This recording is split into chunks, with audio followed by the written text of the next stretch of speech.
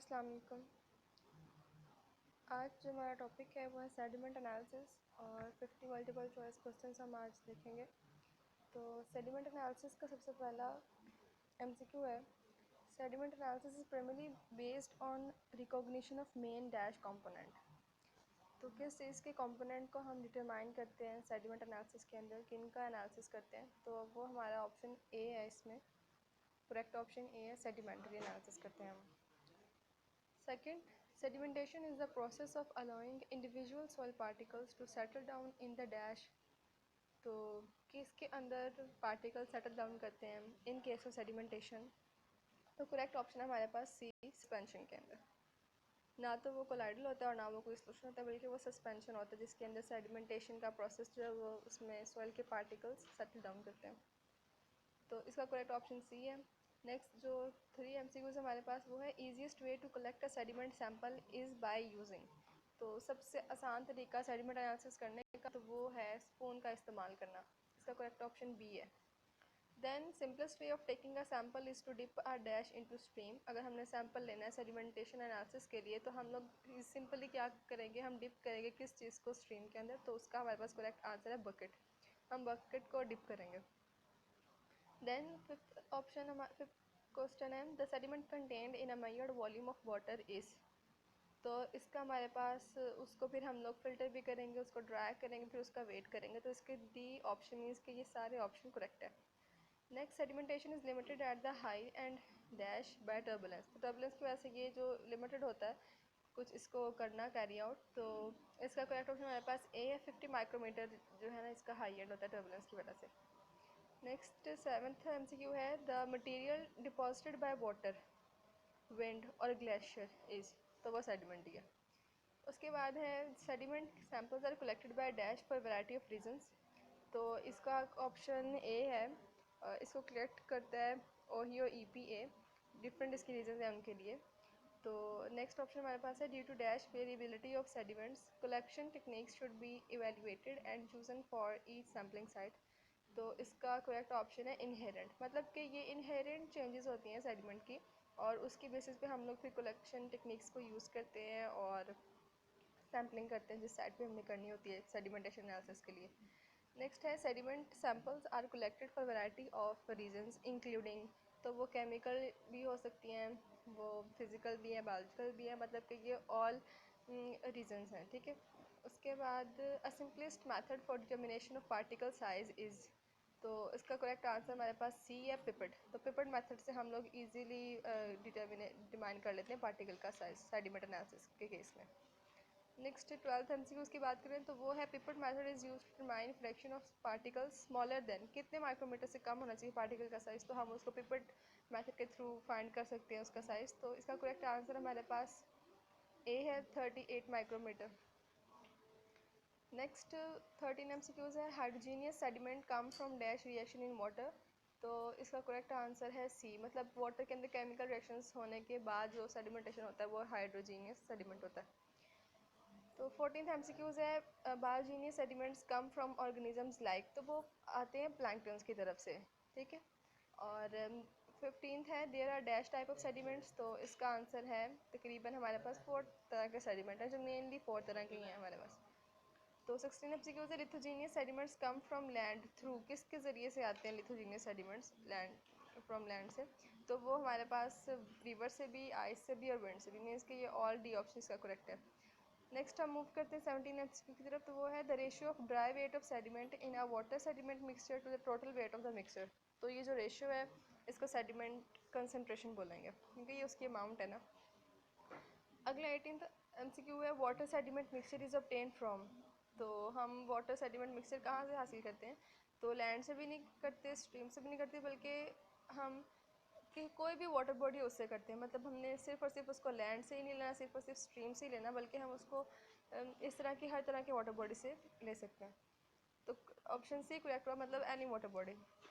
Next है, can be found anywhere in water system. तो water system के अंदर कहीं पर भी क्या पा सकता है? तो वो हमारे पास है सेडिमेंट डेपोजिशंस, मतलब ये जगह जगह पड़े होंगे वाटर सिस्टम के अंदर। Next, processes that make sediment side.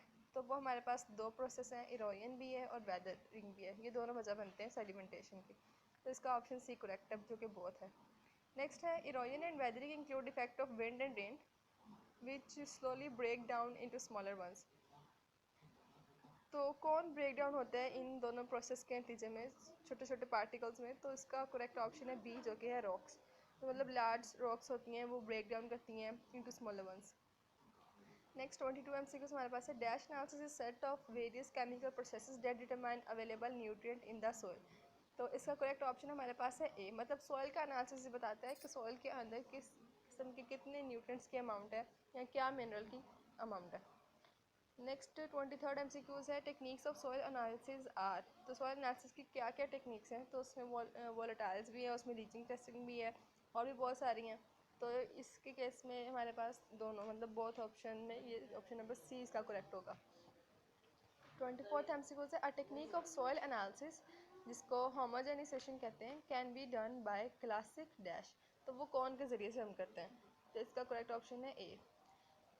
Next, dash is a valuable tool for your farm as it determines the inputs required for efficient and economic production.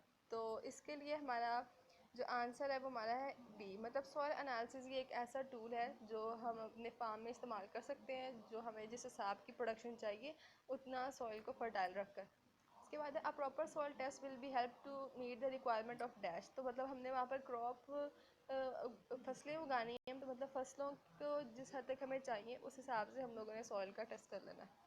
Next, a soil test can be determine the current dash of soil. तो soil test में हम करते क्या है, हम लोग soil की किस चीज़ को फाइंड आउट करते हैं? तो वो हमारा ऑप्शन नंबर सी ठीक है, मतलब हम उसकी फर्टिलिटी को चेक करते हैं कितना फर्टाइल है वो। Next, dash test can provide information for maintaining the moist optimal fertility of the soil.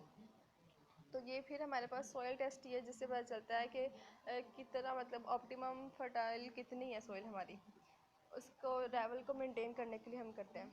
Next हमारे पास एम्स आ जाते हैं कुछ। Aim of soil analysis is to predict the dash in yield and profitability of fertilization. मतलब हमारा M क्या होता है soil का एनालिसिस करने में कि हम लोगों को क्या किस चीज़ की नेशन को या किस चीज़ को हम डिटरमाइन करें कि कितना अमाउंट इंक्रीज़ कर रहा है यील्ड जो हम लोगों ने बना लिया और हमें कितना प्रॉफिट हो रहा है उस फर्टिलाइजेशन के नतीजे में। तो इसका आंसर होएगा सी, जो कि है increase in yield. Next MCQs है dash oil do not provide yield increase due to fertilization because of possible limiting factors. तो जो कि हमें यील्ड ना दे सके इतनी ज़्यादा अमाउंट में, तो ऐसे सॉइल को हम पुअर सॉइल बोलेंगे। इसका ऑप्शन नंबर बी करेक्ट होगा। नेक्स्ट मूव करें 31 MCQs की तरफ। तो वो है most important type of soil test for construction. तो सॉइल टेस्ट फॉर कंस्ट्रक्शन में काफ़ी सारे टेस्ट आ जाते हैं और इसके इसमें है moisture content test, specific gravity test या ड्राई डेंसिटी टेस्ट। तो जो सबसे इम्पॉर्टेंट टाइप है सॉइल कंस्ट्रक्शन के हिसाब से तो वो फिर मॉइस्चर कंटेंट टेस्ट ही है। तो ऑप्शन नंबर ए करेक्ट होगा। Next, dash test of any substance is the ratio of density to density of water. तो इसका हमारे पास जो कि ये रेशियो है ये स्पेसिफिक ग्रेविटी टेस्ट में आएगा। तो इसका ऑप्शन नंबर बी करेक्ट है।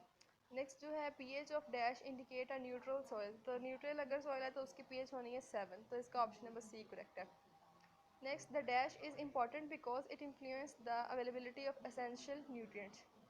तो सबसे ज़रूरी सॉइल के लिए उसकी पीएच है जो जिसका बहुत मतलब इन्हिसार है कि किस हिसाब से न्यूट्रिएंट्स पाए जाएंगे सॉइल में। तो इसका ऑप्शन नंबर ए है, pH. Most of horticultural crops will grow satisfactory in soil having a pH between। तो कितनी कितनी pH के दरमियान में वो लोग क्रॉप्स को ग्रो कराते हैं हॉर्टिकल्चरल। तो इसका ऑप्शन नंबर सी करेक्ट है, मतलब 6 से लेके 7.5 के पास पास। तो ऑप्शन नंबर सी इसका करेक्ट हुआ। नेक्स्ट 36 MCQ है। तो वो है the soil should be tested every dash year. तो हर साल मतलब कि कितनी दफ़ा उसको चेक किया जा सकता है? तो 2 to 3 टाइम्स है मतलब, ठीक है। ऑप्शन नंबर ए इसका करेक्ट है। नेक्स्ट है dash provide plants with foothold for their root and hold the necessary nutrients for plant to grow. तो इसका ऑप्शन सॉइल ही है, मतलब सी ऑप्शन इसका करेक्ट है। नेक्स्ट है सॉइल बफर्स अगेंस्ट। तो किसके खिलाफ वो मतलब बफर करती है, मेंटेन करती है पीएच को? तो ऑप्शन नंबर बी, जो कि पोल्यूटेंट्स हैं उनके खिलाफ, ठीक है, बफर करती है उसको, मेंटेन रखती है पीएच को। The pH value of soil indicate, वो हमें क्या बताता है सॉइल की पीएच से हमें क्या जाहिर होता है? तो उससे हमें उसकी एसिडिटी का पता चलता है, उसकी बेसिसिटी का पता चलता है। और यहाँ पे ऑप्शन नंबर सी है जो कि है बोथ, मतलब एसिडिटी भी और अल्कलाइनिटी भी। नेक्स्ट है soil is tested for determining. क्या डिटरमाइन करने के लिए, पीएच के लिए, फर्टिलिटी के लिए, किस हद तक उसमें न्यूट्रिएंट्स के अमाउंट है, ये सब चेक करने के लिए। तो इसका ऑप्शन नंबर बी करेक्ट है, जिसमें ए भी आ जाता है और सी भी आ जाता है। नेक्स्ट है sedimentary analysis includes the identification of. तो जब हम सेडिमेंट एनालिसिस करते हैं तो उसमें हम लोग क्या चीज़ डिटरमाइन करते हैं, तो उसमें हम हैवी मेटल्स को भी चेक करते हैं और हम क्ले मिनरल्स को भी देखते हैं, न्यूट्रिएंट्स को देखते हैं, मतलब सॉइल की ऑलमोस्ट पूरी कंपोजिशन को हम चेकआउट करते हैं। तो इसका ऑप्शन नंबर सी करेक्ट होगा, जिसमें हम बहुत ऑप्शन आ रहे हैं। नेक्स्ट है dash is the process of allowing individual soil particle to settle down in the suspension. तो ये सेडिमेंटेशन का प्रोसेस जिसमें हम लोग अलाउ करते हैं कि पार्टिकल्स जो है वो सेटल डाउन करें सस्पेंशन के अंदर। ऑप्शन नंबर ए इसका करेक्ट होगा। नेक्स्ट है अ simplest method for determination of dash is the pipette. Particle का साइज फाइंड करने का जो सबसे आसान सा तरीका है वो हमारे पास है पिपेट मेथड, तो इसका है option number B correct. Next है वेयर आर सेडिमेंट डिपॉजिटेड। तो कहाँ पर डिपॉजिट होते हैं, तो हमें पता है कि वो वाटर ऑल वाटर बॉडीज़ में होंगे, मतलब कि रिवर्स में, हाई माउंटेन्स में, वाटर सिस्टम्स में, लेक्स में, डेल्टाज में, फ्लड प्लेन्स में, हर जगह। तो इसका ऑप्शन डी करेक्ट होगा, मतलब ऑल। नेक्स्ट एमसीक्यूज है the chemical, physical, biological soil properties important for plant nutrition. तो इससे मतलब क्या जाहिर होता है कि ये तमाम जो फैक्टर्स हैं ये सॉइल की जो प्रॉपर्टीज़ है उसके लिए बहुत ज़रूरी हैं, उसकी न्यूट्रिशन के लिए। तो ये किस लिए है, मतलब सॉइल की हेल्थ है या वाटर की या न्यूट्रिएंट्स की। तो एग्जैक्टली ये सॉइल के बारे में बात हो रही है, तो ये सॉइल हेल्थ को बोलेंगे। नेक्स्ट है, तो इसका ऑप्शन नंबर ए करेक्ट हुआ।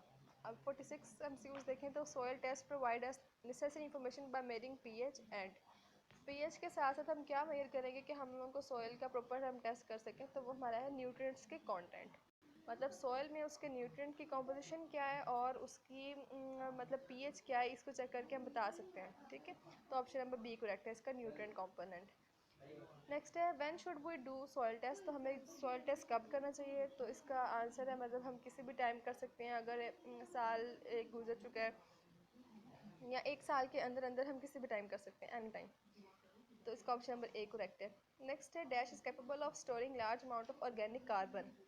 तो अपने अंदर ऑर्गेनिक कार्बन को लार्ज अमाउंट में कौन स्टोर करा सकते हैं, तो इसका हमारे पास करेक्ट ऑप्शन है सी सॉइल।